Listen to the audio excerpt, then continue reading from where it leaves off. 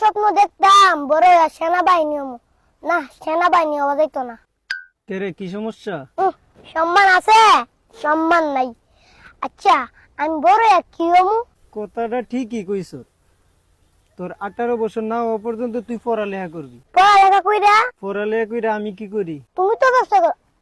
ও, আমিও বড় হয়ে ব্যবসা করো। না, আমি তো দেশের লাগি কিছু করতে পারছি না, কিন্তু তুই করবি।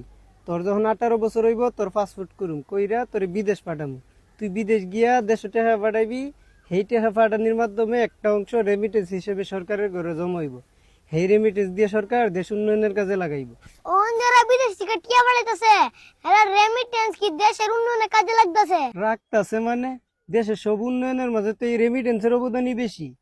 তুইও যখন বিদেশ গিয়ে রেমিটেন্স পাঠাইবি তখন আমি মানুষের লোকে গর্ব কইরা কমু, আমার ভাই একজন রেমিটেন্স যোদ্ধা, আমি একজন রেমিটেন্স যোদ্ধার ভাই। আমিও গর্ব করে গো, আমি একজন বাঙালি, আমি রেমিটেন্স যোদ্ধা।